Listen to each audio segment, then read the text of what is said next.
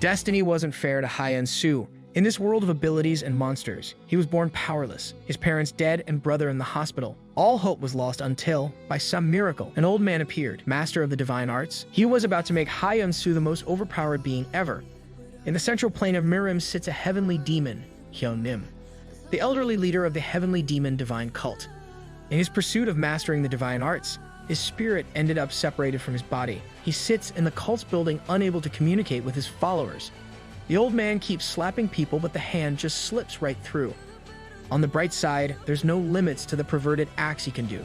One day, a portal opens in front of him that forcefully sucks him through. Over in the human world, we meet Hyun-soo, a young man who was part of a special 1% of humanity. 2 years ago, portals opened up across Earth. They spat out monsters from another world that proved too powerful for humanity to defeat. Right as humans were about to go extinct, they awakened special powers to fight back. Hyun-soo is part of the 1% who remain completely powerless. Sucks to be him. In order to pay the hospital bills for his sickly younger brother, he acts as a supporter. This is basically a helper for hunters, a profession for people who use their powers to fight the portal monsters. As a powerless human, he can rarely ever find work. The hospital will kick out his brother if he's unable to pay his bills. As Hyun-soo wonders if he should just end himself so the government will support his brother, a portal opens in his room. Through this portal comes the spirit of none other than Hyun-nim. While Hyun-soo is shitting himself over the stranger's appearance, Hyun-nim is shocked the boy can see him. He's the first person he's been able to talk to since losing his body. Realizing the portal has brought him to another world, he heads outside to investigate. Meanwhile, Hyun-soo receives a call asking for a supporter. Happy at getting some work, he prepares to leave. Right then, Hyun-nim returns. He's learned that Hyun-soo is the only human he can actually interact with. Grabbing him by his collar, the old man dashes in the air while the boy screams like a little girl. Terrified by this sudden flight, Hyun-soo has them land at a bus stop where he promptly barfs up his lunch. After getting on the bus, he converses with the invisible Hyun-nim, while the other passengers just think he's gone cuckoo. At the site of the portal, a group gathers of several hunters and supporters. Since this is a B-rank portal, they need all the help they can get. Before heading in, Hyun-soo runs into Choi Jong-sung, a hunter who constantly bullies people for fun and has beaten Hyun-soo in the past. As he walks off after telling Hyun-soo not to hold them back, Hyun-nim deduces that he's a mannerless jerk. When Hyun-soo complains about this though, he whacks the kid across his face. After entering the portal, the group set up camp to start figuring out the concept of this portal. Hyun-nim can already feel it and tells Hyun-soo that it's water. While the boy wonders if this weird old man is psychic, the group confirms his words. Before they can act on this, pillars of water shoot up from the ground with merman monsters in them. As the group comes under attack from all sides, they're overwhelmed. Hyun-soo falls victim to a giant merman that slashes straight through his armor vest. As he prepares to die, Hyun-nim finally steps in. With a single finger strike, he knocks back the monster and tells Hyun-soo to just watch. Hyun-nim dodges all the merman's attacks and blows them apart one after another. He displays a special technique called Chaos Demon Flash that destroys all enemies 50 yards ahead of him. When the final boss, Merman, appears, he runs out of his energy chi and is unable to touch it. The merman turns to a defenseless Hyun-soo and leaps to attack. Hyun-nim manages to kick the boy's arms just in time to get him out of the way. Angered by his inaction, he tells Hyun-soo to do something unless he wants to die.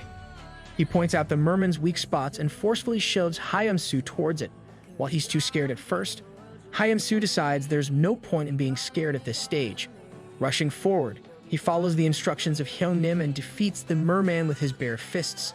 After killing the monster, a window pops up in front of Hyun-soo. He's finally awakening a power. Listening to instructions, what kind of power is that? Since the mermen keep spawning with no end, the hunters decide to retreat from this portal for now. After regrouping in the human world, the lead hunter makes an announcement. They have a new awakened among them, Hyun-soo. As they're packing up to head home, Choi Jong-sung comes over to Hyun-soo. When he asks what the boy's ability is, Hyun-soo thinks about how much they'll make fun of it. Hyun-nim tells him to just get it out, but Hyun-soo tells him to be quiet, since no one can see him.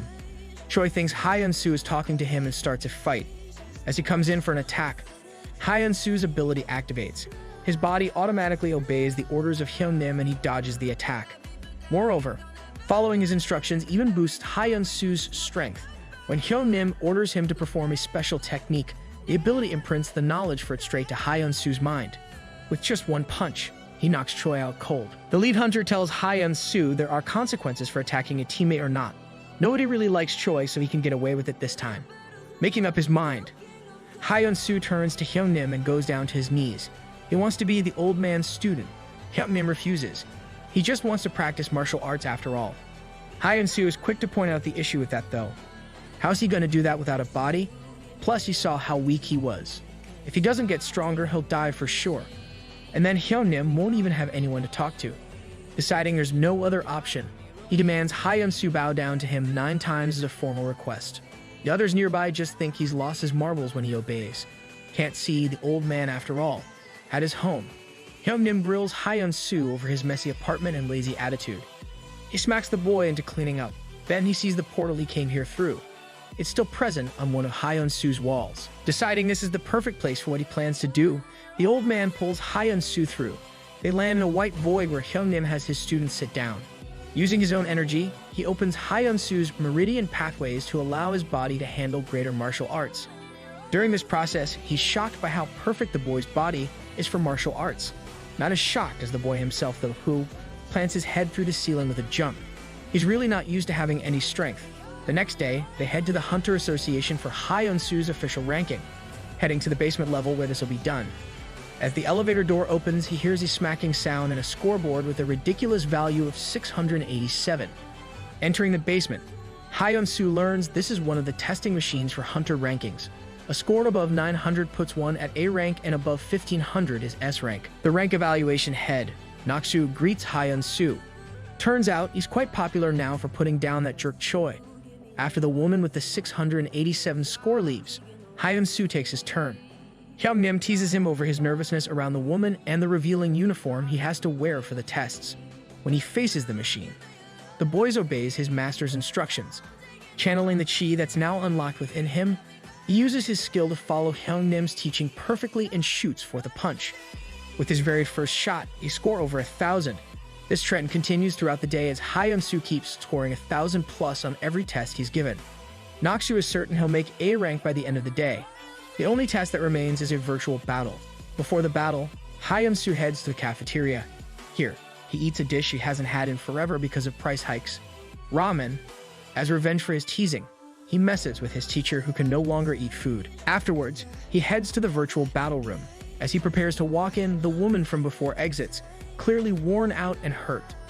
Entering the virtual battle room, Naksu tells Hyun-soo how it works. Created by an S-rank hunter who's also an engineer, it creates an environment and monsters for him to fight. It goes up in levels. Since Hyun-soo is an A rank, he'll be starting from level 4. As Hyun-soo is plugged into this simulation, the room turns into a forest.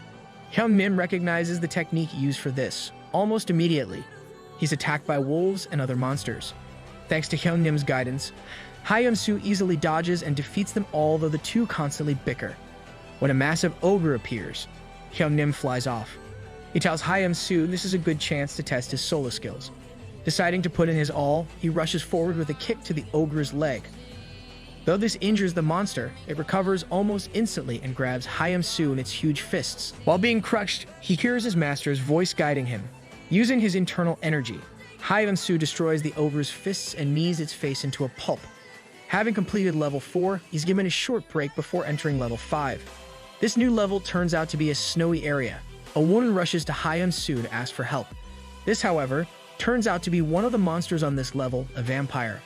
After making it up to level 6, Hyun-soo calls it quits. While leaving the testing area, he's faced by Lee Mina, a recruiter from the Hunter Association. She takes him to a meeting room and puts forth a contract for Hyun-soo. Throughout this, Hyung-nim teases him about interacting with a beautiful woman. He does guide the boy on negotiation though, leaving Mina shocked at his knowledge despite being a newbie. Then, another woman shows up as well, Hayurak, an S-rank hunter from the Red Lions Guild. She's here to recruit Hyun-soo as well, and the two women begin laying out the perks each of their organizations have. As they argue against each other, Hyun-soo comes to a decision. Meanwhile, on Mount Ilja, the B-rank portal with the water concept has turned into a disaster. The inside is now a whole ocean and more dangerous monsters keep appearing. It turns out, Hyun-soo's decision was to take neither of the contracts. He plans to check out any other offers he'll get first as well. Back at home, he trains with Hyung-nim in the portal void. The old man teaches him about the skills of his cult, which will take severely harsh training to master. From footwork to flight and even a strike so fast it can't be seen. The old man shows Hyun-soo techniques he can't even begin to understand. With the heavenly demon as his master, though, he'll definitely learn them. Hyun-soo ends up collapsing of exhaustion after trying to learn an advanced technique without mastering the basics. Hyung-nim scolds him for this and the day's training ends. After paying his brother's hospital bills, Hyun-soo heads into town to buy some ramen. At the store, he meets Yoon, a girl who lost her parents a couple of years ago, much like himself. She works at the store part-time now to support her younger siblings. After talking to her a bit, Hyun-soo buys a ramen packet and heads home. As he eats the noodles, he once again teases his master over not being able to eat.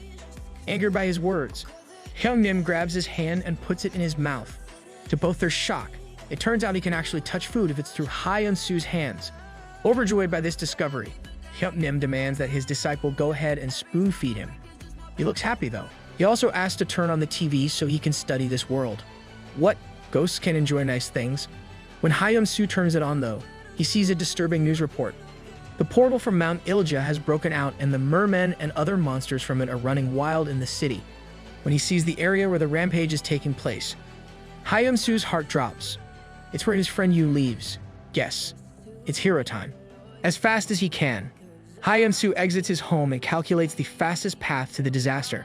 He could get there within 20 minutes if he could go in a straight line, but the buildings are blocking him. Luckily, he just recently finally learned one of Hyung-nim's techniques, Heavenly Demon Flight. Using this, he takes to the air, haul-assing to save his pal. At the sight of a monster's attack, mermen and sea serpents alike are being held back by Choi Hyun-woo, the Black Panther and his comrades. Despite their best efforts, they're overwhelmed. Right as they're prepared to be eaten by a sea serpent, they hear a voice, with a war cry that reveals the name of his technique. Hyun-soo jumps in and smashes the serpent with a chi-fueled strike. Though he managed to damage the serpent, it's not defeated just yet. Guided by Hyung-nim, Hyun-soo fights it, though his body is growing tired. Following his master's advice, he uses his chi to soothe his body and continues fighting. As an opening presents itself, Hyun-soo shoots towards the underside of the serpent's jaw. He'll end this with one final blow to its weak spot, the chin. Unfortunately, the serpent manages to move out of the way and bat away Hyun-soo at the last moment. Hyung-nim sees a sorceress is controlling it, allowing it to counterattack and heal. As Hyun-soo lays unconscious, Ha-yurak of the Red Lions Guild arrives and engages the serpent in his place. Hyung-nim carries his disciple away and waits for him to recover. When Hyun-soo awakens, he's angered by what Hyung-nim tells him. Proclaiming that the serpent is his prey alone, he shoots back towards the battle before Hyun-soo can leap away. Hyung-nim stops him. The Heavenly Demon tells him he may as well leave things to Ha-yurak now since she can easily handle them. This, however, only stokes the fire in Hyun-soo's heart. Turning to his master, he pours his heart out. These monsters took his parents from him. They put his little brother in critical condition. How can he possibly turn his back to them when he finally has the power to fight back? Moved by the resolve he didn't believe his pupil had, Hyung-nim tells him there is one way for him to win. However, there will be consequences for it later. With Hyun-soo's acceptance of this, Hyung-nim starts the process for giving him immense power. It's a sort of temporary state where he'll be able to access all the power he has the potential to one day wield. Over with Ha-yurak. She's managed to finish off the sorceress who was healing the mermen and serpent. With the woman finally gone, the serpent can be defeated. Ha uses her fire powers to blow away the evacuated buildings in the area. With this, the serpent no longer has anywhere to hide. As she prepares a final attack to finish off the last monster in front of her, her hand is grasped by another. Hyun-soo has arrived. After convincing Ha-yurak to let him handle this, Hyun-soo shoots towards the serpent at a speed even she can't see, as he begins attacking the beast with the secret techniques of the Heavenly Demon style. Hyung-nim is amazed. He may be the one that helped him attain this state, but even the spirit can't believe just how vast the boy's potential is. Moreover, he somehow even absorbed the muscle memory of the Heavenly Demon itself, something that should be impossible. As Hyun-soo lays waste to the serpent from all angles with technique after technique, Ha-yurak watches on, awed by the display. She knew he was strong, but this is ridiculous. As she watches, she's joined by Lee Mina, who rushed to the scene when she learned Hyun-soo was involved in the battle. Both of them can't believe the sheer power and skill being shown by the boy they wish to recruit. Eventually, the consequences Hyung-nim mentioned finally kick in. As his body gives out, Hyun-soo hacks up blood and falls to the ground. Both the spectating women rushed towards him, worried for his health. His master would have helped, but the old geezer's too busy being jealous. How the hell did the kid land two beautiful women without even doing anything? Later, Hyun-soo wakes up in the hospital. Hyun-nim instantly starts scolding him for using his power so recklessly. Just then, Ha-yurak and Lee Mina enter his room and offer greetings, shocking the young man. Yurak and Mina constantly compete with each other for Hyun-soo's attention. They reveal an item drop he has claimed since he defeated the serpent, a monster heart. An item that can vastly increase one's strength depending on how they consume it. Naturally, they then fight over which of them can give him a more efficient method of consumption. Throughout this, Hyun-nim remains salty. Seriously, how does a stupid kid have this much game? Later, they each offer him revised contracts for joining either the Red Lions or the Association. With his clearly vast potential, he'll easily reach S rank, so they both want him for their organizations, and perhaps for more personal reasons as well. Hyun-soo can't help but be swayed by Ha-yurak and turns Mina down. He does, however, request her help with something as he can't move too well thanks to his injuries. Hyun-nim's quick to point out that the kid's real shameless for doing that. Over with Hyun-soo's friend Yoon. She's preparing breakfast for her younger siblings before going to her job. While doing so, she hears a terrified scream from the bathroom. Turning, she sees her little sister in the clutches of a merman, one who found its way into their bathroom through the sewers. As Yoon runs to stab the merman with her kitchen knife, he swats her away with ease, because obviously, right as he prepares to end the child in its grasp, Lee Mina arrives and pummels the creature with her telekinesis. Never seen a kettlebell look that threatening before. Goddamn. After defeating the merman, she reveals that Hyun-soo requested her to come near. Over with Hyun-soo, he's made a miraculous recovery, shocking his doctors at its speed. Plot armor baby. Wait, what? Oh yeah, like internal energy and stuff. There's reasons for it. Returning to his apartment, he and his master head into the portal void. Here, the master-student duo discuss his goals and the monster heart he received. Hyun-soo tells Hyun-nim about how he and Yoon lost their parents 2 years ago when the portals appeared. He wants to make sure nobody else suffers a tragedy like that again. At Hyun-nim's guidance, he prepares to consume the monster heart. With Hyun-nim's method, he'll receive 70% of its power. This will grant him 140 years worth of internal energy. Back in the human world, Lee Mina arrives at Hyun-soo's apartment to tell him what happened at Yoon's. Stepping into the unlocked apartment, she's shocked by the sight of the portal inside. Staring at the portal, Mina comes to the most logical conclusion. Mold, yeah, mold. That's gotta be what it is. Hyun-soo's a filthy bachelor, so it only makes sense. Right? Before she can get around to doing something about it, she receives a call and has to leave. Lucky her, honestly. Inside the portal, Hyun-nim guides his student through the process to absorb the monster heart, though he calls it the elixir, by using the method of drawing out the elixir's energy suggested by him. Hyun-soo slowly but steadily absorbs more of it than expected. As he reaches 70% absorption, his nose and ears start bursting with blood, but he keeps going. Continuing to push, he hits 80%, then 90%. With one final push of assistance from Hyun-nim, he reaches 100% absorption rate. His body undergoes a massive change, turning into an extreme yang physique. Along with massive heat resistance, his unique skill levels up. He can now learn the techniques of a specific person once a day. Back in the human realm, hospitals have been filled up to capacity.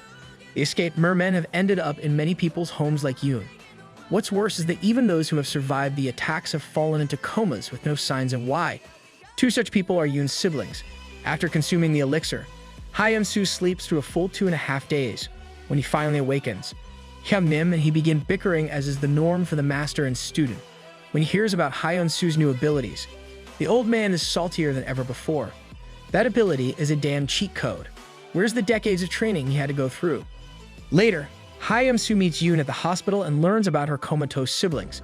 Relating to her situation, he takes her to his brother, Hyun-tae's room. He'd been comatose ever since the accident that killed their parents 2 years ago. When he sees the boy, Hyun-nim reveals he can feel a strange energy coming from him. Upon closer examination, he can sense a curse seal on his heart. While Hyun-soo reels at this information, Hyun-nim tells him there's a way around the curse. There is a catch though. After Yoon leaves, Hyun-soo asks his master what the way is to fight the curse. He reveals it's a sorcery technique created by a heavenly demon, severing heavenly language. Unfortunately, Hyun-soo hasn't advanced far enough in his training to access the technique. Hyun-soo then remembers his new skill, the ability to imitate any one technique per day from a specific person. Using this skill, he imitates Hyungnim's severing heavenly language and uses it on Hyuntae. To his confusion, it ends up failing despite seeming like it was working at first. Hyungnim tells him this is simply because the curse was placed by a very strong being. Hyun-soo just doesn't have enough energy to fight it off yet. Later, he visits the hospital where Yoon's siblings are. After getting a good look at many of the comatose patients, Hyungnim concludes the reason for their conditions. Mermen possess very strong yin energy. For people whose spirits naturally lean towards yin energy, coming into contact with the mermen causes their energy to mutate into cold energy. This puts them in a hibernation-like state. The fix is actually quite simple. Hyun-soo just has to flood the victim's body with his yang energy to draw out the cold energy and then burn it away. Turning to Yoon's younger brother, Hyun-soo attempts to perform this technique. After drawing out the child's excess yin energy, Hyun-soo does something that shocks Hyungnim. He absorbs it. As soon as he does this, his body yet again undergoes a change. It changes from extreme yang to harmonious yin and yang type. When he asks Hyungnim about this, the spirit is awed by just how far Hyun-soo's potential and unique skill can stretch. The harmonious yin and yang body is one that synchronizes both energy types to take one beyond all normal limits. Putting that aside for now, Hyun-soo sees his act worked. Yoon's little brother is awake and healthy. With his ability to treat the comatose patients confirmed, Hyun-soo goes on a healing spree. One after another, he treats every victim of the mermen he can find. As the number of people he's treated increases, news of his actions spreads like wildfire. Lee Mina and Ha Yurak both learn of the situation and are amazed by him yet again. As the people begin looking up to Hyun-soo as their savior, Hyungnim tells him he should get used to this. As a heavenly demon, he'll always be quite exalted. That night, Yurak tells Hyun-soo the association has requested he head to their hospital as well. They've offered a large reward, which she tells him he can have in its entirety as part of his contract. The next day, Hyun-soo is cooking ramen for Hyungnim as usual when he receives a frantic call from Ha Yurak. She yells at him to get out of his apartment at once, before he can ask anything. Hyungnim warns him of a powerful force heading their way at a great speed. Rushing outside, Hyun-soo is greeted by the sight of a white-haired man landing violently from the sky above. As they lock eyes with each other, he utters a single word and flies at Hyun-soo with his fist raised. Lee Mina and Ha Yurak suspect the mysterious figure attacking Hyun-soo is Haksun, who can move at supersonic speeds. Yurak heads out, planning to battle him. Meanwhile, the association requests the Azuri Dragon team to prepare the Mirror World Divine Item. Back to the fight, Hyungnim notes that although Hyun-soo has grown at an exponential rate and achieved the evolutionary realm, the opponent he faces is far stronger, even more so than Ha Yurak. He remarks that this white-haired man has achieved at least the Supreme Peak realm, the one where Hyungnim himself descends from. Shit just got real. The battle continues. At first, Hyun-soo blocks Haksun's energy blasts with ease. However, the tide soon turns when the latter uses a skill called body transmutation, turning his fist into shards of metal and striking the former with it. Hyun-soo is sent flying, not being able to feel his right arm anymore. Haksun closes in, getting ready to strike him with another supersonic Mach 5 punch. Hyun-soo doesn't wait around and tries to counter by activating his heavenly demon flight. However, it's to no avail as he is once again sent flying by Haksun's blow. Haksun is just about to land the finishing blow, praising Hyun-soo for lasting this long. Just then, he hears a proclamation. "What are you talking about? You bastard. I don't understand what you are blabbering about." Actual chills. This proclamation is followed by a burst of light covering Hyun-soo. He shouts out peace through seed impact and launches a counterattack. Hyun-soo's attack lands, breaking through Haksun's reinforced metal arms. However, he instantly recovers with his silver pulse. Hyungnim tells his disciple to not let Haksun recover and use wood impact. Hyun-soo's listening to instructions activates and he lets it rip at this opponent. However, the latter has vanished and somehow comes out below the former. Haksun begins a flurry of attacks, but Hyun-soo avoids all and slashes him. Haksun suffers a serious blow and is not able to fully recover, even with his powers. Hyun-soo then tries to take the battle to an empty location, so he can go all out without worrying about civilians. What a nice guy. The fight takes to the top floor of an empty school building, where Haksun once again takes control of the fight. Coming up behind Hyun-soo, he strikes him with a massive blow, sending him flying through the floors right down to the bottom one. Haksun then charges a massive ball of energy, eradicating the school building and seemingly Hyun-soo along with it. Just as Haxen thinks his victory is assured, Hyunsu rises from the rubble, clad in a flashing blue light. He vows to put him down once and for all and concentrates his energy into one final attack. However, it mysteriously dissipates. Shocked, Haxen relies on brute force and charges at Hyunsu. The latter easily dodges and, teeming with energy, strikes the former with a fatal blow that sends him flying. 5 days ago, Hyunsu was training with Hyung-nim. During this, the master told his disciple that while the internal power within him is great, he hasn't been able to foster it properly. It is only through real life or death fights that Hyunsu will be able to realize his true potential. Back to the present, Haxen has managed to get up once again, his body fully reinforced by his silver pulse. On the other hand, Hyunsu seems to be barely holding on. Charging head-on, Haxen lands a Mach 5 super punch on his opponent. It is a clean hit, one that brings Hyunsu to the ground. About to see his disciple get his head take off, Hyung-nim tells him to use the Heavenly Demon Soul Shed, a technique that lets one separate the soul from the body for some time. Hyunsu succeeds and his body changes trajectory, avoiding Haxen's attack. He then tries to hit his opponent with a wood impact, one that he won't be able to dodge. Just as Hyunsu is about to land the deciding blow, he runs out of energy. Damn crap timing. Proclaiming that this is the end, Haxen uppercuts Hyunsu with his reinforced fists. In his prime, Hyung-nim was fighting a monster that killed all his comrades. His internal energy dried out. He still held his ground, using a technique called Heavenly Spiritual Body that lets one borrow power from nature and still fight without any internal energy. Hyung-nim defeated the monster. Back to the present, the Azuri Dragon team arrives at the location of the fight, clouded in smokes. As the smoke settles, they are shocked to see that Hyunsu is not only still alive, but also going blow for blow in hand-to-hand combat with the S-rank Haxen. However, this doesn't last long. The white-haired monster of a man is finally able to charge up energy again and launches a gigantic beam at Hyunsu, making a wide hole in the ground.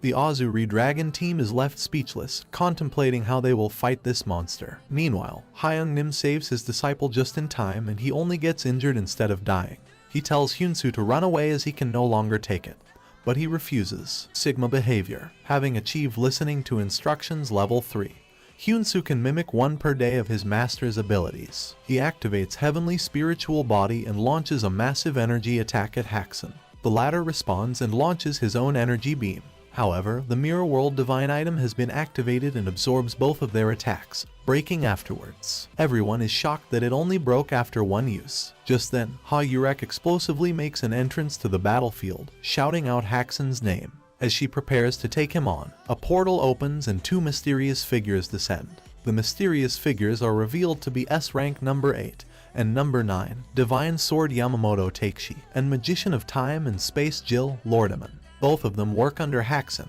who is S-rank number 2 in the Germanese guild. They apologize for their guild leader's behavior and promise compensation, leaving through the portal. Just like that, Ha-Yurek is shocked that Hyunsu was able to keep up with the legendary Haxen, and wonders how strong he has gotten. They head to the hospital, where Hyunsu is told that he will be fully recovered in just 1 day. Man is speed. He then heads home. On the way, he sees that the area of the fight is magically fully restored, and also meets his team leader Lee Mai-na.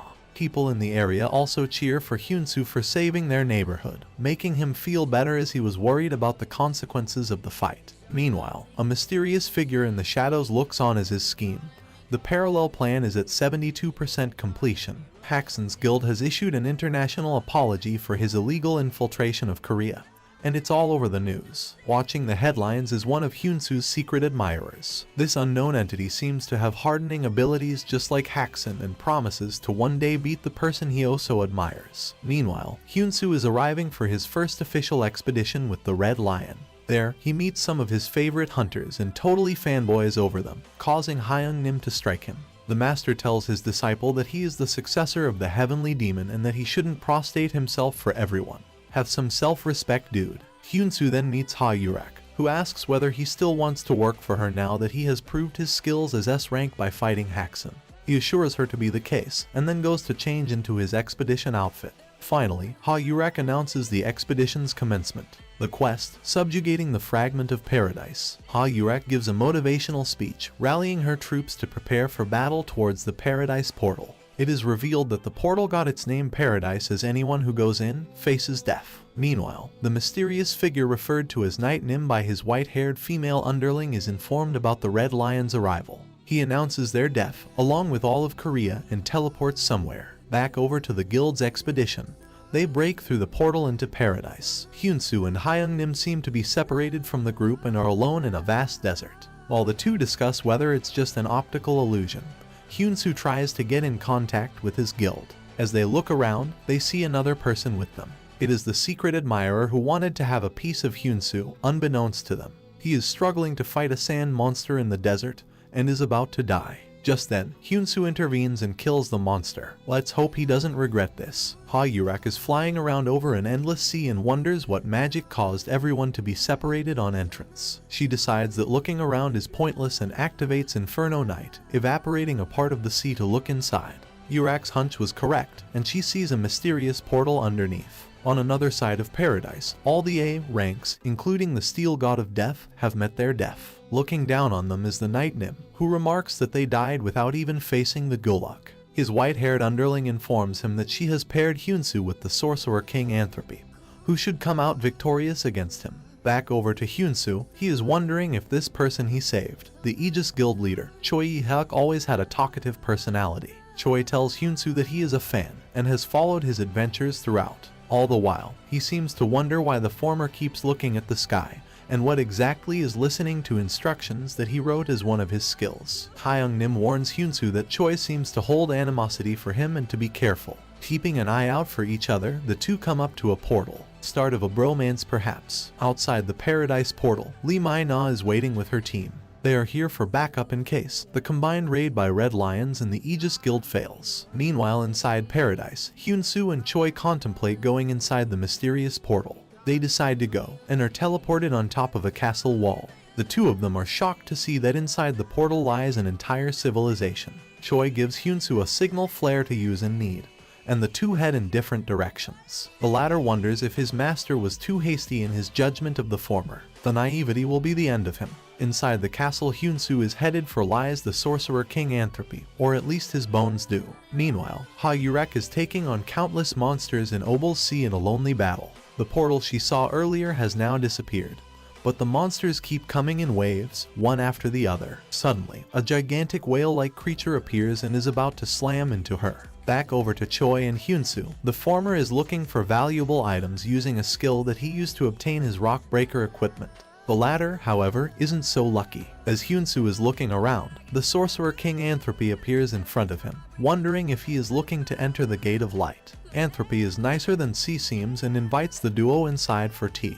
He is able to see Hyung-nim, much to the latter's surprise. The Sorcerer King, or rather his skeleton, remarks that it's been over 2,000 years since he has been here. His memories are vague and remembers that the country he was king of was once a prosperous one. However, everything went to hell when the Gates of Light appeared, causing monsters to run rampant and bring ruin. Anthropy tells of his endeavors and how he used all the magic he could possibly muster to try to kill those monsters. As this is going on, Gulag has awoken and is feasting on the dead bodies of Red Lions, A-rank adventurers. It is a gigantic monster with fangs, and a rhino-like horn on his head, all the while having wings. Truly the stuff of nightmares. A portal opens, overlapping its location with Ha-Yurak's location, who is already fighting the whale-like monster from earlier. Meanwhile, the Sorcerer King asks Hyunsoo to put him out of his 2,000 years old misery and asks the latter to kill him. Say what now? Upon hearing this, the master-disciple duo is shocked and wonders how they will even kill an already dead creature. Back over to Ha-Yurak. She sees the dead bodies of all her comrades coming over to the overlapped location.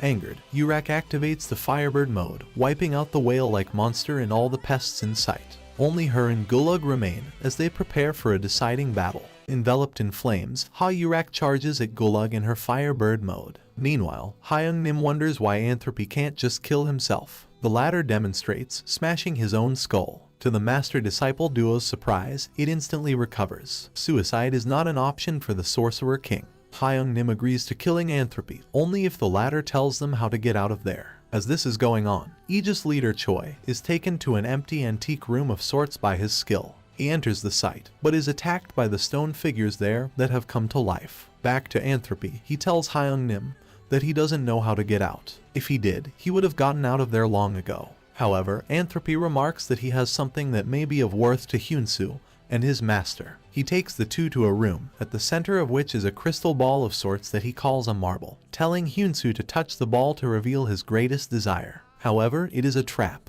Who could have thought? The marble starts to suck out his energy, not letting Hyunsu go. Entropy tells the duo that he is the one who absorbed the souls of his people to defeat the monsters, resulting in him being all alone and trapped there. He knows how to leave but needs more energy. The Sorcerer King thanks Hyunsu for bringing thousands of souls for him to absorb.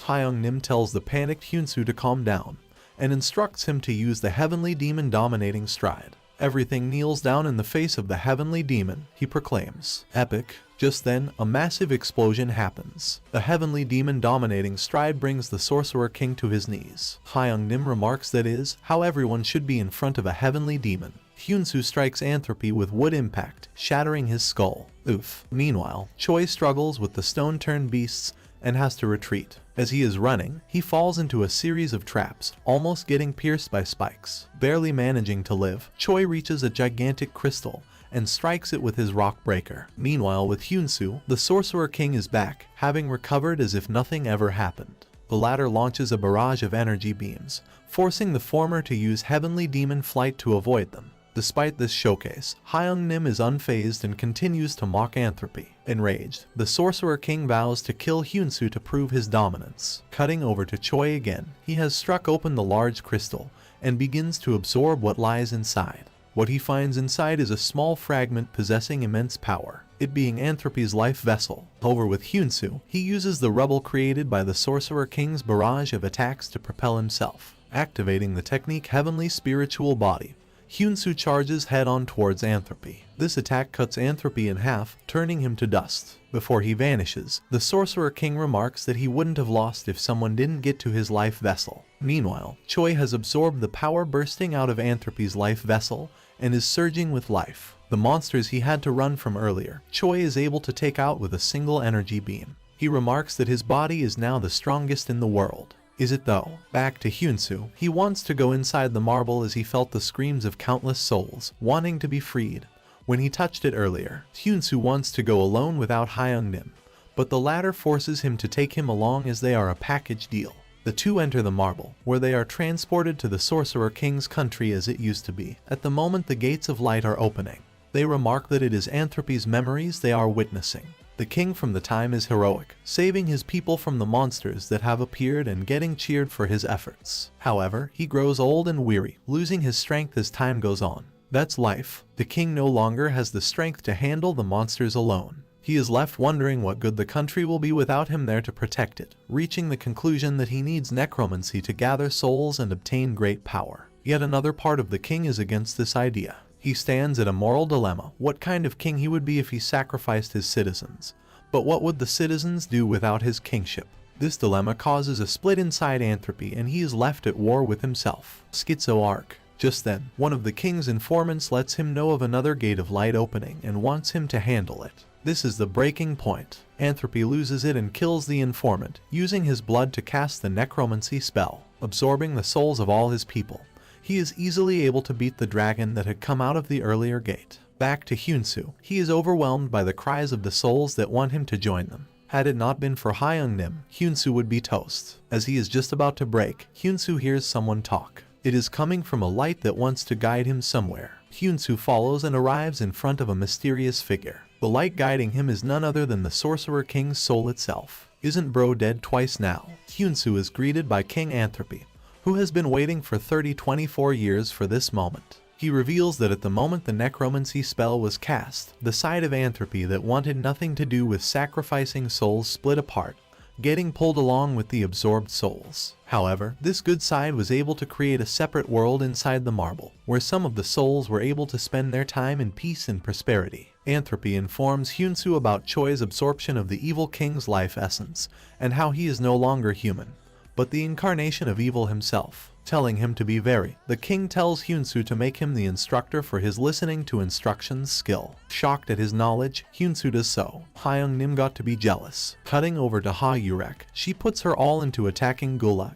but he is unscathed. Back to Hyunsu, the Sorcerer King tells him that he has to master mana, the raw energy of nature, to release the trapped souls. The former instructs Hyunsu to manipulate mana and return the pain of the souls he feels to free them, which he does by making use of his skill. Meanwhile, in the real world, Choi has wandered onto Hyunsu's unconscious body and prepares to strike it down. Hyunsu casts the spell incantation Disappear, finally liberating all the souls from their misery. Anthropy, before disappearing, tells Hyung-nim that his disciple is an unprecedented genius. The souls liberated, Hyunsu wakes up just in time to avoid Choi's incoming attack. Claiming that it would have been boring like that anyways, Choi prepares to launch another attack. However, Hyunsu moves first and sends him flying with a punch, shocking his opponent who is not able to see him execute the attack. Choi chalks it up to a fluke and charges his fist again. This time, the two clash blows. Hyunsu is victorious in this collision as Choi's rock breaker is torn apart. Not even giving the latter time to react, the former strikes him down with a flurry of punches and kicks,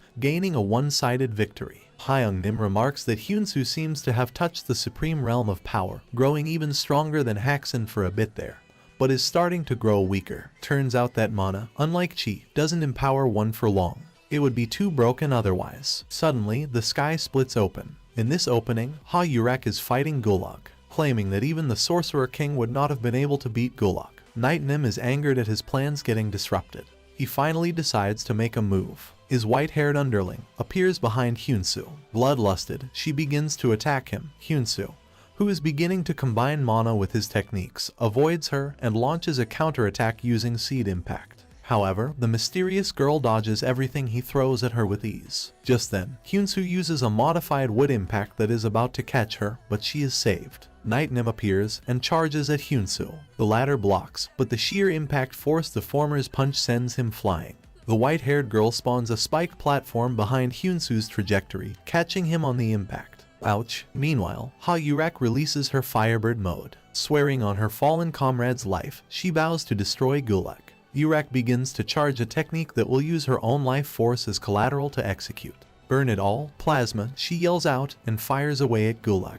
At the same time, reinforcements have arrived outside the portal. Having come to help Ha-Yurak, it is none other than the White Wolf, Hakusen. Hakusen has brought his guild members and S-rank number 8 and 9, Takeshi and Lord Mon, along with him. Inquiring about Hyunsu, the White Wolf remarks that if he is inside, then all will be fine. Character development, let's go. Meanwhile, inside the portal, Gulag and Ha-Yurak launch their strongest charged attacks at each other. Hyunsu, who is fighting with Night-Nim, activates his skill Yin-Yang Demon. Avoiding each other's blows, the two appear to be at an impasse for now. Cutting over to the monster fight, the clash between Yurak and Gulag seems to have ended. The Red Lion's leader is falling into the depths of the sea. Her hair, having lost its crimson brightness, has turned pitch black. In her thoughts, Yurak apologizes to her captain for not being able to keep her promise. As this is going on, the energy levels inside Paradise have exceeded the limit, and all the portals begin to overlap. Night-Nim bids his farewell to Hyunsu, telling him that if he survives, they will meet again, next time, in his real form.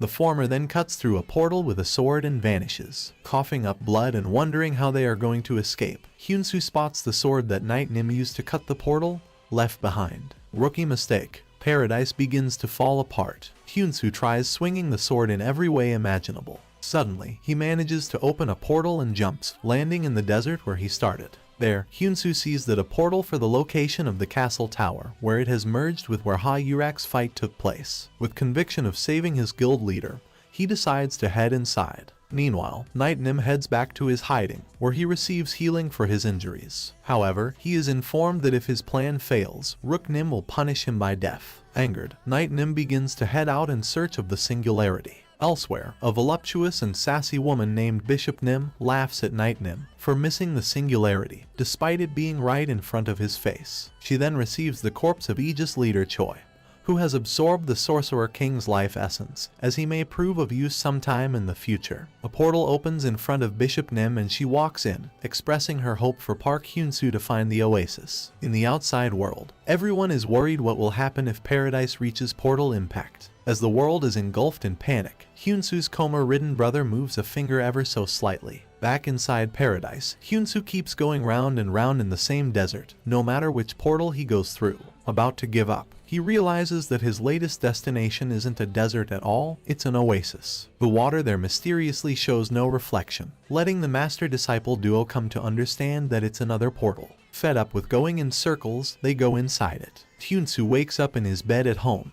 His parents and brother are alive and well. As the family heads out in their car, they take a shortcut. However, the ground underneath erupts, blasting them all. Later, Hyunsu wakes up in the hospital, having suffered heavy injuries. After inquiring about his family, he finds out that his parents are dead. Upon learning this, Hyunsu breaks down. Not like this. Suddenly, a voice shouts out his name, telling Hyunsu to get a hold of himself. It is Hyungnim, who has taken drastic measures to awaken him, basically just beating him up, lol. Just then, another voice calls out. A mysterious white-haired being, cladded in a white and gold robe, stands there, calling Hyungnim an unexpected variable. The mysterious man asks Hyunsu and Hyungnim why there are two of them in his presence, as he only summoned one person. The two pay him no attention, bickering amongst themselves. Angered, the man is about to move but is struck down by Hyungnim, who orders him not to do anything until permitted. Hyunsu is shocked how his master's attacks work. The man reveals to be the one responsible for making and maintaining the world around, and is also the one who showed Hyunsu his painful dream. He can read his mind and tells him that he wanted Ha-Yurak to come there so he could steal her body, but his will have to do. Enraged, Hyunsu attacks but can't touch the man. Through their contact, the man has entered Hyunsu's body and pushes his soul out. However, his celebration for this feat is cut short as Hyungnim interferes. Hyunsu re-enters his body and the man is pushed out. Enraged that his warning was ignored, Hyungnim prepares to strike him down but is stopped by his disciple, who wonders if killing the man will just trap them in paradise forever. The mysterious man then reveals himself to be Palvishan, the ancestral dragon who should have been subjugated a year ago. He survived by breaking his soul into fragments and hiding away, but he is running out of time and will disappear in a day. Palvishan informs Hyunsu that he fought Night Nim at only half his power. As he is now, he won't be able to do anything against him at full power, let alone the king's. Palvishan tells the master-disciple duo that his time is up, as the world around him begins to collapse. He bids them farewell, and opens a portal behind them that will take them out.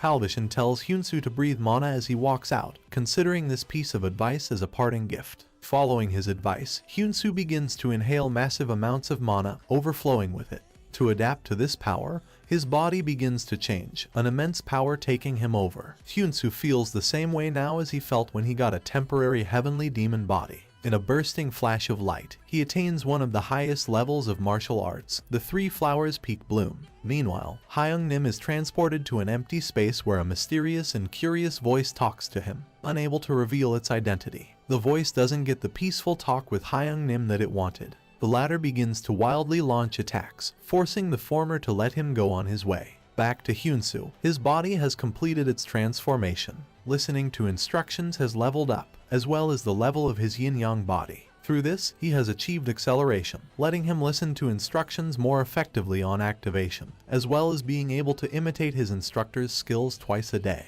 Not only this, Hyunsu has received increased effectiveness in his attacks, intimidation, higher resistance, as well as the knowledge of all the heavenly demons so far. Almost forgot, he can now fly too. Actual hacks, reunited with his master inside paradise and stronger than ever, Hyunsu rushes for Ha-Yurak. After flying around the area, Hyunsu finally finds the battered and bruised Ha-Yurak, having lost her hair's crimson. Meanwhile, the conditions for a portal impact have been met. Waiting for it outside, the reinforcements are confused as to why it hasn't happened yet. Just then, they sense something coming out of the portal and prepare for battle. Everyone is relieved to see that it's no monsters, but Hyunsu, holding Ha-Yurak in his arms. As he gets her medical attention, Haxan commends him for getting stronger. Hyunsu is shocked to find out that he can understand him, even though he is talking in German. Damn, the cheat code just doesn't stop. As this is going on, the Paradise portal closes, as the legendary raid is finally complete. Expressing his disappointment in not being able to test out Hyunsu's newfound powers right away,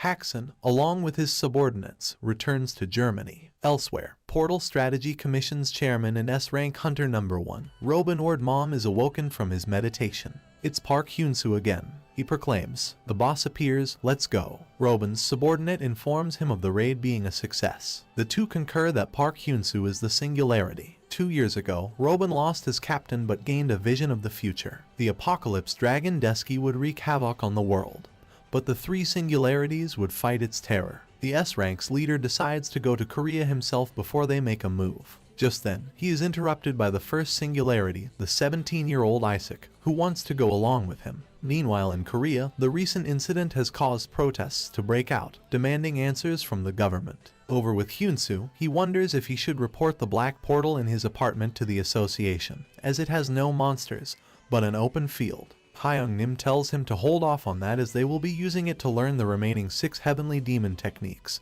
those that use aerial combat, as a foundation. Finally, the good shit. Elsewhere, Robin meets with the research chief of the S-Ranks, Anderson. They are trying to replicate some of Germany's technology. Robin tries to leave without Isaac, but the latter manages to pester him into bringing him along after all. Together, the two head for Korea. Back to Hyunsoo. He is training in the open field from earlier where Hyung-nim asks what he thinks a heavenly demon even is. Suddenly, they feel something with incredible energy heads their way. It is Robin and Isaac, who have somehow managed to find Hyunsoo. Robin and Hyunsoo sit in the latter's room exchange pleasantries. Isaac is acting rude, causing the former to strike him. The latter feels that the two have the same relationship as his own with Hyung-nim. Explaining the purpose of his visit, Robin invites Hyunsoo to be a member of the Portal Strategy Committee. Elsewhere, Night-Nim is being punished by a towering man for his plans failing, as well as missing the singularity right in front of him. Deserved? No. The latter tells the former that the king has given him a final chance to capture Park Hyunsoo, using any means necessary. Back at Hyunsoo's room, Robin informs him about his vision and his abilities. Demonstrating his reconstitution and time interference skills, he fills the glass of water he just drank right back. Hyunsoo asks for time from Robin to consider his offer, as he belongs to the Red Lions and wants to discuss it with Ha Yurek first. The chairman accepts and heads out with Isaac.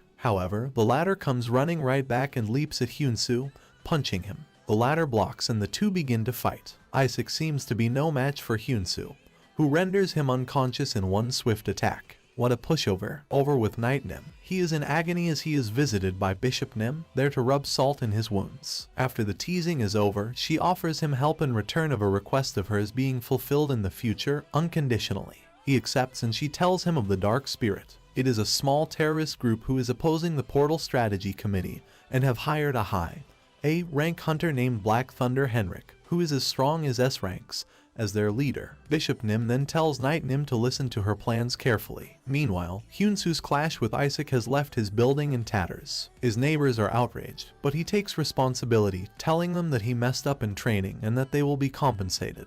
Afterwards, Hyunsoo is making Hyung-Nim try out different delicious foods. This time, it's pizza. As they are enjoying themselves, the unconscious Isaac finally wakes up, unable to believe he lost in such a fashion. The first singularity demands a rematch. Just then, Robin comes running in, making Isaac apologize to Hyunsoo and gets ready to leave. Before leaving, he tells the second singularity something that makes him all giddy. Hyunsoo is officially registered as an S-rank hunter. He has come so far. Hyunsoo's celebration is cut short, as Hyung-Nim tells him to get back to training. The master informs his disciple about the heavenly demon's purpose, which is to kill the gods. Hyung-Nim then demonstrates the 6 remaining heavenly techniques. Cloud-scattered heavens creates explosive pressure with lightning, while Black Crow Heavens is a flurry of powered melee attacks. Falling Heavens is high-speed flight with static, and Lightning Heavens gathers that static into a massive bolt. Finally, Exploding Heavens creates a barrage of explosions, and Heavenly Spiritual Body envelops one in destructive energy. Hyung-Nim's demonstration is over and Hyunsoo is grateful that he is not his enemy. Raid boss in real life. A week passes and Ha Yurek is finally awake. She is beating herself up over the loss of her comrades and her inability to save her, no longer being able to use her powers either. Lee Mina arrives and comforts her, informing her of Hyunsoo's status and Robin's visit to him after the raid.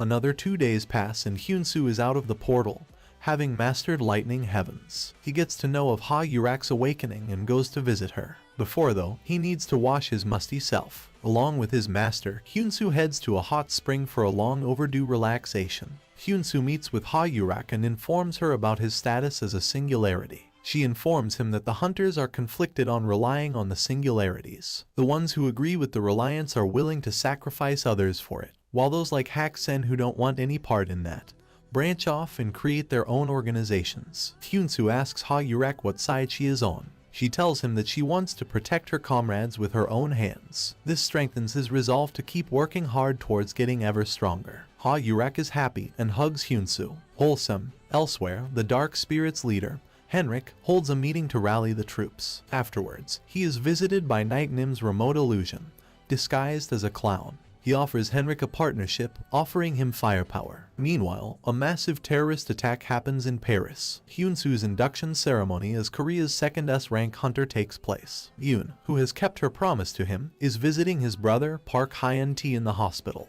Hyunsu meets her there after his ceremony, and is informed of Hyun-tae's fingers moving. Hyung-nim remarks that the severing heavenly language might have been a little effective. This leads to the disciple making an excuse to Yoon, asking her to make her special lunch box. She leaves the room and Hyunsu begins to execute the technique. However, the seal of the curse on Hyunsu's brother is even stronger than last time, and Hyung-nim has to stop him before he damages Hyun-tae's body. Just then, a bright green light begins to glow in the latter's eyes. Meanwhile, Isaac is with Anderson and is training after having lost to Hyunsu. S-rank number 4, Armand, arrives and asks the research chief to open a portal to Paris so that he can help against the now stronger Dark Spirit's attack. Over in Paris, the terrorists are overpowering the hunters who have come to stop them. The latter are about to be killed but are saved by a mysterious interference. It is Armand, ready to join the fight. The day is saved, or is it? Armand seemingly kills all the terrorists there and then puts out the massive fires that have broken out. However, he is struck by a massive bolt of lightning. Henrik appears and challenges Armand to a fight. The latter doesn't think the former is a problem and gets ready. Just then, Armand is hit by a smoke bomb of sorts, rendering him unable to use his skills. Taking advantage of this, Henrik strikes him with another lightning bolt, rendering him unconscious. As he is about to land the finishing blow on Armand, Anderson intervenes. Claiming that his message is sent, Henrik escapes. What a coward. Back at the hospital, Hyun-tae's body starts floating and he begins to utter a warning. It is of a great and inevitable evil that will run rampant and bring about death in its wake. Hearing of this leads Hyung-nim to tell Hyunsu about his encounter with the mysterious voice. The master tells his disciple that he sensed the holder of the voice to be as strong as himself but had no malicious intention. Hyung-nim warns Hyunsu that if someone like that decides to attack Earth, no one will be strong enough to fight him, and so he must be the one to protect them when the time comes. This realization hits Hyunsu well enough, and he vows to become strong enough to protect the entire world. Nothing like a good old end of the world for motivation. Following the terrorist attack in France and the fall of an S-rank hunter, tensions are running high. Hyunsu continues to train in the 6 remaining heavenly techniques with Hyung-nim, having bought the entire building now. Richie Rich back at it again. The latter wonders if the mysterious voice that separated him from his disciple in paradise was the one responsible for sending him to Hyunsu in the first place. Meanwhile, Ha Yurek hasn't regained her powers even after 2 weeks of losing them. Later, Lee Mina calls on Hyunsu to meet with the branch manager from the association. He is invited to be the leader of a new special terrorism squad, but he declines and offers his help as an individual instead. Hyung-nim is proud of his disciple as he thinks he did it to keep tabs. He didn't, he was just being nice. In the meantime, the terrorist organization has begun to move in Korea. The proclamation is made, #Seoul will be a sea of fire, and #after Paris. What are they? Social media influencers. At the Portal Strategy Committee's research office, Armand and Anderson have returned from France. The two wonder how the lowly terrorists got their hands on an item that can neutralize a hunter's abilities for 10 seconds. They think about the terrorist's next target and conclude that it will be the newest S-rank hunter, Park Hyun-soo, in Seoul. Back in Seoul, preparations have begun for the impending attack. 5 squads await the terrorists, including Lee Mina's team together with a cocky Monk Lim that can read fortunes, having predicted the outcome to be catastrophic. All of them will rally around the control tower, Hyunsu. Monk Lim can see Hyung-nim alongside the S-rank hunter and prostrates himself before the Great Spirit. He does have that effect on people. As they are about to post up, Armin contacts them and connects them to Chairman Robin. The latter tells the team to beware of the Dark Spirit and work with Anderson and Armin to fight off the threat. Just then, the terrorists begin their attack with a massive explosion in the city led by Henrik. Lightning McQueen back at it again. Anderson and Armand are observing the situation, along with the branch manager in charge of the special terrorism squad. They realize that the terrorists have completely changed their attack style from last time and are attacking several places in Seoul as teams. Anderson instructs all the hunters that aren't S-rank to hold off from engaging and wait for Armin's help. Back in Seoul, Henrik and Hyunsoo face off as Knight looks on from a safe distance. As the master-disciple duo prepares to fight, the two wonder whether, due to the nature of their martial arts, Henrik's ability neutralization marble will work at all. While the two are talking amongst themselves, their opponent is frustrated. Henrik charges up a lightning bolt of great magnitude and strikes Hyunsoo with it. However, the latter easily avoids it and gets behind the former, sending him flying with the seed impact. Weak bozo. Hyunsoo comments that Henrik is still too weak to be considered S-rank, making him furious. Elsewhere, an A-rank hunter named Leopard grows impatient and engages. However, he is hit by the neutralization marble, which seals the powers of S-rank hunters for 10 seconds, but for A-rank, the effect lasts for 1 week. The hunter is killed. Why can't people just listen? As all hope seems lost, Armin arrives and takes out the terrorists in one swift strike. Meanwhile, Lee Minna and her team also engage and are about to get neutralized. Just then, Armin comes flying in and turns the marble to dust by compressing it with immense pressure using his powers. He also turns the terrorists to dust in one attack, making the spectators remark that S-ranks are in an entirely different dimension. Back to Hyunsoo, Henrik hits him with a neutralization marble and prepares to attack. However, the former is unaffected and beats the latter down. Knight, back at his full power, looks on and prepares to intervene, getting told by his underling to bring along the demonic sword of absolute death just in case. In the meantime, Armin arrives at his location to finish off Henrik, but finds him defeated. He is shocked at how Hyunsoo didn't even break a sweat and finish off the latter. As Armin is thinking about the Singularity's power, Knight appears in his true form. Looking like a literal beast, Knight proclaims that Hyunsoo stands no chance against him. That seems awfully familiar, no? Armin,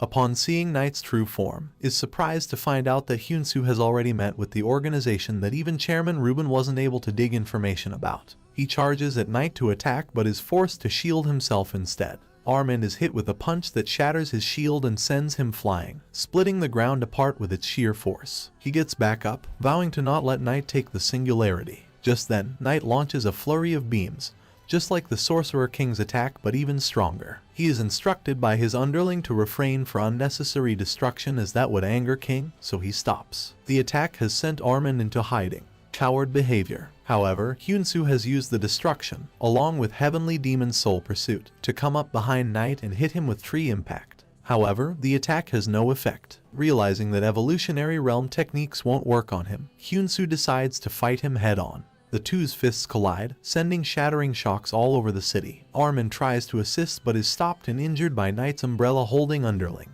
She then opens a portal, with the monster and hunter going through it so they can fight without holding back for the city. Armin is frustrated as he could be of no help. Don't worry man, they are just built different. Teleported to an empty village of sorts, Hyunsoo and Knight resume their bout. Back in Seoul, the terrorists have been taken care of and Henrik is captured alive. The portal left behind is still open, but no one can enter. Meanwhile, Knight and Hyunsoo are going at it. The latter strikes with Seed Impact Kick but the former dodges and captures him. Stuck in the beast's clutches, Hyunsoo uses Heavenly Demon's Soul Shed and escapes, launching a counterattack. However, none of his current techniques work on Knight anymore and is sent flying through the sheds in the village. Hyunsoo is not even able to catch his breath and is struck with another attack. Unable to keep up with the full-powered Knight's speed and power, he is frustrated. Just then, Hyung Nim tells Hyunsoo to pull himself together and that his opponent is like a god against him right now. He tells his disciple use the second half of the heaven-obliterating demonic fists, specifically used to kill gods. Makes sense. However, Knight is still too fast to hit for Hyunsoo. In this desperate situation, acceleration, along with learning to instruction, activates. Following Hyung Nim's commands, Hyunsoo brings forth endless internal energy, bursting in a bright blue light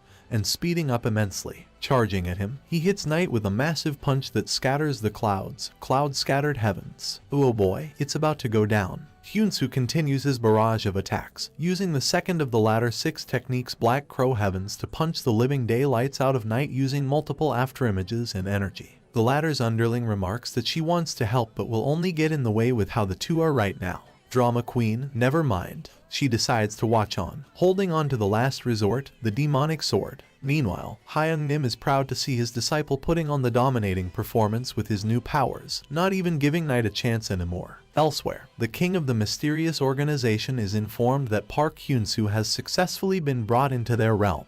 Back to the fight, Knight is frustrated and flies off, sending a barrage of death beams downwards. Hyun-soo is unfazed and uses the second half's third technique, Falling Heavens, to easily avoid the attack and flies all over, creating static. His opponent gives up on capturing him alive and begins to charge a full-powered attack. However, Hyun-soo doesn't give him a chance and uses the fourth technique, Lightning Heavens, to gather all the static created earlier. He then uses it to strike Knight down with a huge bolt of lightning. Bro has no chill right now. Before he can recover, Knight is hit with the fifth technique, Exploding Heavens, collapsing the sky itself and pushing him into the ground. In a rampage, Hyun-soo is about to activate the sixth technique, but something ominous stops him, capturing him in a black sphere, unable to move his body. It is Knight's underling, who has had enough and activated the demonic sword's absolute death. Hey, that's cheating. Hyun-soo tries to break out using Heavenly Demon's Stride but is unable to. Seeing his disciple struggle and falling unconscious, Hyung-nim tries to intervene, but even his spiritual form can't get inside the death sphere.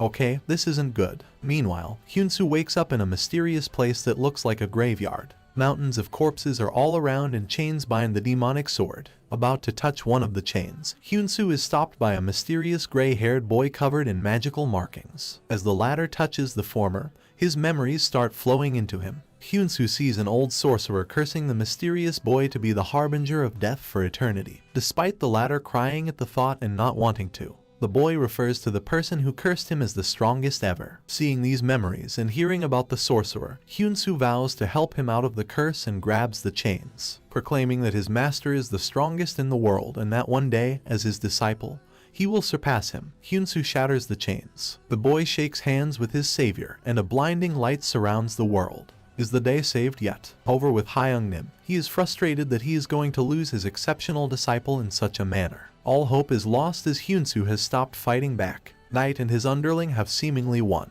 Or have they? Just then, the sphere's dark energy vanishes and is converted into a blinding blue flash. Arising from it is a naked Hyun-soo, covered in slash marks. On his right hand's index finger, he is wearing an ornament that looks like the demonic sword's grip. Itching to settle the score, Hyun-soo has gotten even faster and hits Knight with a mana-infused tree impact, sending him flying.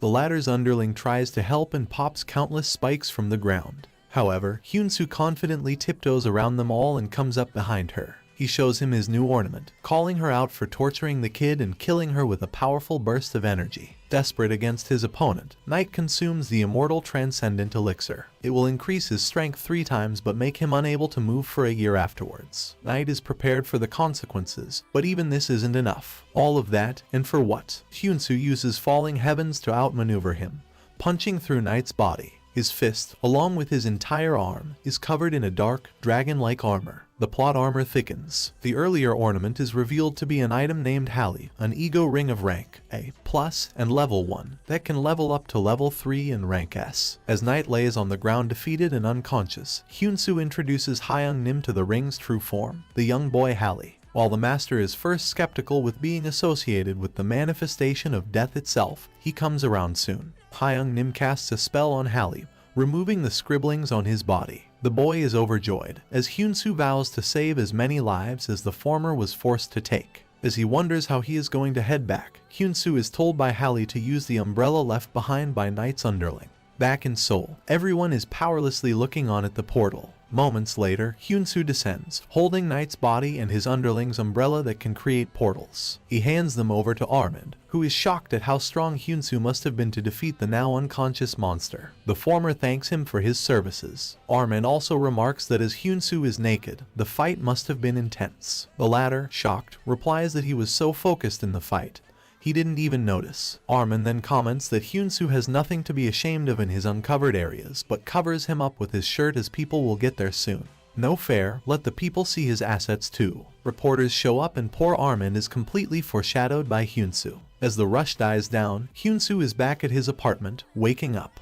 Hyung-nim and Hallie are watching the reports on the half-naked S-rank hero and tease him for not being able to flaunt his stuff off on TV. LOL. Hyunsu then orders a whole bunch of food as celebration for getting a new family member. The food arrives looking delicious, and the three feast together. Hyunsu and Hyungnim are having the time of their life eating fried chicken and Korean noodles. However, Hallie feels left out. He is unable to eat worldly food. Hyungnim tries to console him with spiritual food using a virtual item making technique material shift, failing horribly. Hey, at least he tried. Hyunsu is glad to see that despite wanting nothing to do with the manifestation of death itself at first, Hyungnim now treats Hallie just like a grandchild. Reminiscing on his promise to his master, Hyunsu vows to find him a way back to his world of Murim now that he is an S rank.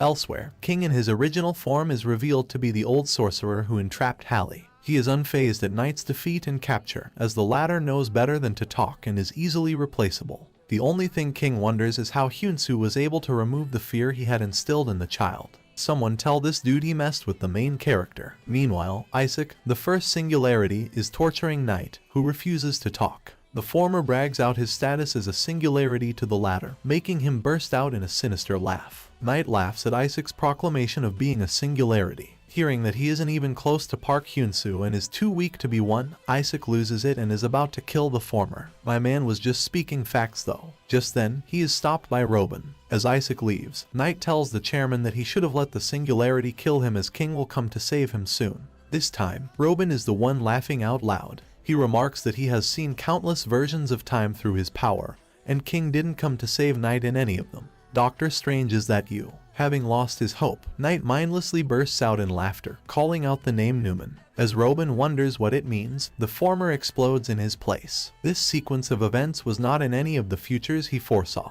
So, the chairman decides to use his power to go back in time and give Knight a swift death. Having created a future that couldn't possibly have been foreseen, Robin vows to find the rest of King's organization. Meanwhile, Hyungnim awakens to the place he retreated to after he fell for a trap. There, he meets Kang Seoil, his closest subordinate among the 10 demons. The demon had fought off the enemies for Hyungnim to buy him time, sacrificing his life in the process. The heavenly demon comforts his subordinate by telling him that his revenge was taken. Then, Kang Seoil, proclaiming that they don't have much time, tells Hyungnim to not hesitate when that day comes. As he vanishes, the heavenly demon wakes up back in Hyunsu's apartment, shaken to his core. Hyungnim, dreaming. What does this mean? In China, the premier is contacted by the chairwoman of the Black Dragon Society, King Lan. She informs him on an impending event of the same level as the portal impact at the Tibet Plateau, telling the premier to keep it a secret for now. King Lan then begins to head to Korea. Meanwhile, Hyunsu continues his training as he wonders King's true strength. Hyungnim uncharacteristically compliments him for his efforts, weirding Hyunsu out. Things go back to normal quickly after his reaction though. Later, King Lan has arrived and meets with Hyunsu's branch manager. Being S-rank number 3 at a whopping age of 77, she only gets younger with time due to the side effects of her power. How is this a side effect? King informs him of a portal at a dangerous S-rank density of 82 in the Tibet Plateau, only allowing one man to enter at a time.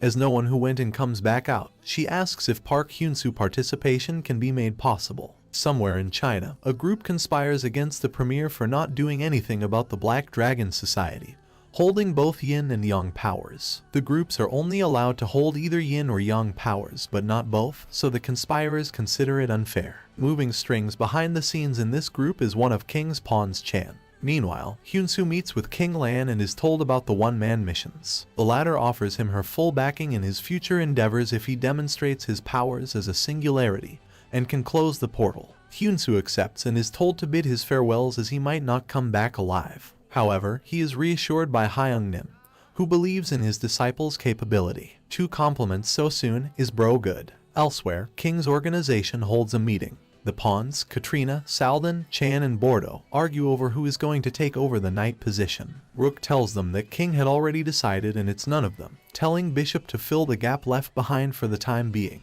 Talking alone with the latter, he tells her about Hyunsu's arrival to the portal. Over to Hyunsu, he arrives at the airport and is picked up luxuriously. 3 days ago in China, the Trio Alliance Association met to discuss their plan against the Black Dragon Society. They were in power in the country before King Lan took over and have great hatred for her. Led by Chang Wuwei, the organization call themselves Greed and vow to get back its former glory. Blatant much. Presently with Hyunsu, he does as King Lan instructed and bids his farewell to his bedridden brother. Later, he goes to meet with Ha Yurak. Her hair is redder than before, and she is slowly regaining her prowess. Ha Yurek makes Hyunsu promise to come back alive. With this, he finally heads to the Black Dragon Society's headquarters and sees an explosion on the way. Upon reaching, King Lan greets him in cutesy clothes and tells him the explosion was caused by greed and not to worry. She gives him an A rank item, only one of its kind ever seen with mysterious effects, to take with him. Hyunsu reluctantly accepts the gift and moves out, carrying the item with a psychokinesis technique called Material Shift. Hyung-nim sees this and remarks in a panicked manner, "If you do that at your current level." Do what? Hyung-nim has an emergency meeting with Hyunsu alone, telling his disciple that he activated a thought without his permission. The latter doesn't follow and is told that it may feel like his brain has become two. However, it has just awakened a part of it previously unused. Hyung-nim tells Hyunsu that if he can use this at a high level, he may achieve supreme peak level. To awaken these thoughts, the master tells his disciple to eat the elixir from earlier to increase his internal energy. Hyunsu does so and yang energy starts to flow in him. His perfect yin-yang body rejects it. But with Hyung-nim's help, Hyunsu absorbs it safely, erasing his previous level 4 yin-yang body. What awakens in its stead is the dormant level 0 heavenly demon body, increasing his physical abilities, as well as effectiveness of his mystic arts by 150%. Hyunsu also obtains a part of every heavenly demon's knowledge and has spiritual pressure now. Totally busted? No. The next day, Hyunsu meets with King Lan, who can't believe it's the same person from yesterday. She wonders if she should have consumed the elixir herself if its effects were that great. He requests King for a place to train and she takes him to her own personal training spot deep underground. Hyunsu demonstrates his newfound abilities, shocking King. However, his level 0 heavenly demon body has not yet acknowledged him fully, making him unable to completely control his output. Suffering from success, Hyung-nim informs his disciple that to use his newfound heavenly demon body, he needs to be deemed worthy by it. To do that, he needs to look into past memories of the heavenly demons and become worthy. Hyunsu follows his master's instructions and begins going through the demons, not being able to unlock the memories of the first 9 as a level 0. He goes through the 10th to 26th, learning about the history of the mystic arts creation. As Hyunsu arrives at the 27th heavenly demon, Ryu Jang, he realizes that his energy techniques were far and beyond anyone before him. However, just like himself, Ryu wasn't able to control his exceptional internal energy at times. To overcome this, he developed the heavenly demon mystic circulation, making a single cell in his body interact with his internal energy. Seeing this, Hyunsu attempts to recreate this. Just like that. Meanwhile, the Pawn Chan introduces the Trio Alliance's leader to the elixir Immortal Transcendent to help him against the Black Dragon Society. The leader tests it out on his underling and sees that a C rank was able to become an A rank with it. Ecstatic with the implications, he vows to rid the world of King Lan. Back over with Hyunsu, he has learned the energy circulation technique and is able to control his attack's output. Having achieved Heavenly Demon Body Level 1, he is now 170% stronger than just 2 days ago. Cheats have been activated. As this is going on, Chan meets with Bishop near the portal at Tibet Plateau that has reached density 92, informing her that the C rank who ate the Immortal Transcendent died from the effects after 11 minutes. The pawn receives a remote from the bishop. Using it, Chan can detonate anyone who consumes the elixir at will, erasing all traces of their involvement. Smart. Finally, Bishop commands the pawn to go prepare Choi Yi-hyuk, the Aegis Guild leader that merged with the Sorcerer King's life essence. Combining the heavenly demon body's black energy with mana, Hyunsu now bursts with azure energy. Hyung-nim applauds his disciple, making him emotional. Just then, greed begins its terrorist attack to draw out King Lan, calling out the Black Dragon Society. Chang Wu-wei demands a 100 billion yen ransom for the hostages in 30 minutes. Due to the domain detection mystic art, Hyunsu is aware of the attackers and heads out to save the civilians before King Lan.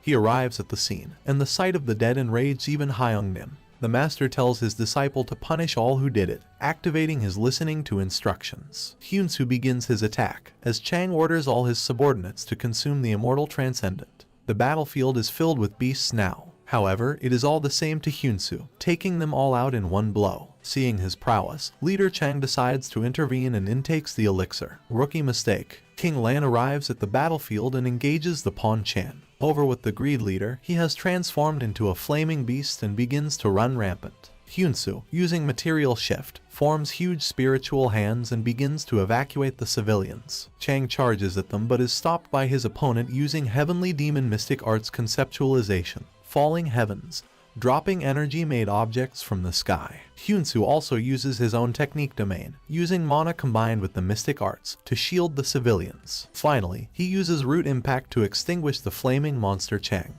Rip Bozo. Meanwhile, King Lan is overpowering Chan. Desperate, the latter turns into his true beast form and begins to attack. Just as King is about to use her ability to fight back and become younger in the process, Hyunsu intervenes, proclaiming there's no need for her to do so. He strikes the pawn down with leaf impact, using Hallie's stage 1 gauntlet transformation. Hyunsu is about to finish Chan off but is stopped by King as he is to be captured alive. Meanwhile, Bishop is getting briefed about the outcome. She talks of a war against the strong warriors of planet Ares and how they will have succeeded on Earth. Bishop speaks of Anderson as Albaza and mentions Newman, the same name Knight called Robin with before dying. Reminiscing about these names has her in doubt but is assured by Rook as they have King. Is that even reassuring though? Afterwards, Chan is being experimented on by Anderson, who has managed to create a clone from his sample. He has also analyzed the umbrella obtained from Knight's underling and perfected the portal-making technology. Moments later, King Lan tells Robin about Hyunsu's growth. She tells him that he has already surpassed Haxon, making him wonder if he is ready to surpass that. However, Robin holds his thoughts as that might be too dangerous, and they need to be careful. King Lan and Robin bid farewell as the former prepares for the Tibet portal raid. Finally, equipped with A rank Black Dragon Cannon, A rank Reflection, B rank Invisible Shield, and the A plus rank Clear items, Hyunsu makes his way into the portal. King Lan once again reminds him to come back alive as she looks on. Hyunsu arrives at a forest and is attacked by a mystical fox creature who looks like a kid. She is stronger and faster than him and wants him out of there. The fox creature overpowers him with but the impact of her voice. Those must be some strong vocal cords, damn. Hyunsu tries to fight back, making use of the invisible shield and black cannon. He also uses acceleration, followed by falling heavens and lightning heavens, but all to no avail. The only thing Hyunsu is able to achieve is anger her further. The latter launches a flurry of slashes at the former and connects, injuring him. However, there seems to be a misunderstanding as the fox creature is mad at Hyunsu for stealing her forest. But he just arrived there. Your Honor, my client is innocent. Just as the mystical fox creature is about to finish off Hyunsu, Hallie's reflect damage activates. He is fully recovered, while all the damage on him is transferred to her. That's cheating. Suddenly, she transforms from her orange-haired kid form to a white-haired woman one. The seven-tailed fox woman overpowers Hyunsu and puts him on deathbed. Falling, he activates the A+ item Clear and is back on his feet. Hacks mode on. Hyunsu activates the sixth of the latter techniques, Heavenly Spiritual Body, charging at the creature. She launches a beam at him in defense. At the end of the clash, both are covered in wounds. However, the fox creature is enraged and her eighth tail comes out. Meanwhile, Hyunsu activates Hallie's gauntlet transformation, cladding his arm and increasing his stats. He then imitates Hyungnim's Heavenly Spiritual Body using his special skill. The fox woman stands no chance against it and is finally defeated. Hyungnim instructs Hyunsu to finish the fox create off for good, as a threat like her being released into the world could mean its end. He is about to comply but hears her mumble, "Don't kill it, the forest belongs to me and Rhine." A while back, this fox creature, Iris, peacefully lived with her sister Rhine in the forest. However, they were attacked by Bishop and her underlings. The conniving woman took Iris's sister hostage and trapped her inside the portal for Hyunsu to encounter. What a bad woman. Back to the present, Hyunsu decides to heal Iris using Clear, despite still being injured himself. As she comes to, he explains the situation to her, the latter finally having calmed down. Hyunsu scans the area using Domain, determining its size to destroy it to get out. Meanwhile in the present, 20 days have passed in the outside world as 2 hours go by in the portal. Bishop wonders why the portal hasn't been destroyed as it was supposed to with Hyunsu's loss. Thinking something is amiss, she heads in, taking an armor-cladded Choi with her. Back to Hyunsu, he asks Iris how long her eight-tailed form will last. As she answers, 8 minutes, he gathers all the internal energy, mana and conceptualization possible, concentrating it in one attack, as per Hyungnim's instructions. Activating Hallie in his own full power, Hyunsu proclaims True Heavenly Spiritual Body. As he does so, beam of bright blue launches out of his arms into the sky. Following the attack, a crack begins to appear in the sky. Afterwards, Hyunsu unlocks unique conceptualization, mind destruction, shocking Hyung-nim. As they begin to head inside, the former tells Iris to turn into her 8-tailed form as there could be met with a threat. She does so, and while they are flying, kisses Hyunsoo on the lips as a present and heads in first. Bro is the Rizzler. Suddenly, Iris is slashed and is bleeding buckets. The attacker is none other than the armor-cladded Choi, holding a mysterious sword. Enraged, she rushes at him but is met with countless swords in the sky. All at once, they fall at her, ripping Iris apart. Having reverted to her normal form, she crashes into the ground. Hyunsoo rushes to her aid and asks the attacker his identity. Hyung-nim tells him that the latter is someone they have met before. Just then, Bishop appears and introduces herself. As she is busy chit-chatting, Hyunsoo puts Hallie on Iris's finger and activates damage reflection onto Bishop and Choi. He then rushes at the latter and strikes him, blowing his mask off, realizing his identity. Choi is like a zombie, only being driven by revenge. Hyunsoo defeats him once again using Leaf Impact, sending him flying. What a pushover. Iris has fully recovered and flies towards the portal with Hyunsoo. However, Bishop is back and charges at the two. Seeing this, Hyunsoo throws Iris towards the portal, telling her to survive. Bishop attacks Hyunsoo. The latter is unfazed and activates his unique conceptualization, mind destruction. Combining it with Root Impact, he shatters her attack. Bishop retreats into a portal, but Hyunsoo uses Domain to find out her next location. Using Heavenly Demon Flight to reach her there, he strikes Bishop with Seed Impact as she is coming out of the portal, connecting. Hyunsoo then proceeds to charge up Exploding Heavens. Equal rights, equal fights. Bishop calls on all the vengeful spirits that have died in the portals to attack Hyunsoo. Just then, Hallie tells the latter that he will handle it. Being absolute death, he holds total power over the dead and frees the spirits from their misery. Having nothing left, Bishop shields herself but is struck by Falling Heavens, then Exploding Heavens. As Hyunsoo tells him that she is weaker than Night and Iris, Bishop calls on Ronbel, her butler, to get rid of Hyunsoo. He arrives and begins to launch a flurry of punches at Hyunsoo. Simp. Outside the portal, Yoon visits Hyun-T but finds him missing. Meanwhile, Iris is trying to navigate her way through the darkness but is attacked by Rook. Her attacks aren't working, and the latter is blackmailing her with her sister. Just then, Hyun-T's body appears there and using forced teleportation to send away Rook. He then gives Iris a guiding light that will take her back to her sister. What is happening? Back to Hyunsoo, Ronbel is overpowering him in close-range combat. Being unable to do anything at that range, he uses a mana bomb to gain some distance. This is a ploy by Bishop to stall Hyunsoo and recover. However, Hyung-Nim recognizes it and tells his disciple not to waste time on him. Hyunsoo follows and sends Ronbel away with Falling Heavens and appears before Bishop, striking her. Powerless before Hyunsoo, she is ruthlessly sent flying. At the Portal Strategy Committee's research office, Robin, Sherry, and Anderson celebrate Isaac's birthday. The chairman talks about God with his disciple, telling him that he once met him before. Telling the Singularity that the time is right, Robin hands Isaac a mysterious sword. Why now? Back inside the portal, Bishop brings out the Immortal Transcendent, but trips and drops it. Disgusted at this pathetic display, Hyunsoo strikes her down with Exploding Heavens. Seeing this display, Ronbel doesn't wish to get involved and runs away. Afterwards, Hyunsoo's listening to instructions levels up. However, Hyung-Nim also gets a special skill this time around, Possession. Only once, he will be able to possess Hyunsoo's body with all his skills, after which his existence will disappear from this world. Hyung-Nim wonders if that is what his subordinate Seoil told him in his dream about the day to not hesitate. As Hyunsoo wonders about Iris, Hyung-Nim assures him that she is happy and unharmed wherever she is. He then heads out, making a portal using an item left behind by Bishop. Outside, King Lan is waiting for his arrival. Hyunsoo appears from a new portal and is greeted with a hug from her. The two portals then close, as his mission is successful. King Lan informs Hyunsoo that 1 month has passed while he was away. He is also told that his brother Hyun-T finally woke up and that the rank number 1 chairman of the Portal Strategy Committee, Robin, passed away a day ago. Oh, that's why. Elsewhere, Isaac cries, mourning his master's death. Before his death, Robin came across King. The latter referred to him as Newman, telling him that he will be the one to kill him in this world as well. Robin is prepared to take King down even if it costs him his life. However, he is defeated and only his bones are left behind. As his last act in this world, Robin gave Isaac a pep talk to believe in himself and not be consumed by revenge as he has limitless potential. Does he though?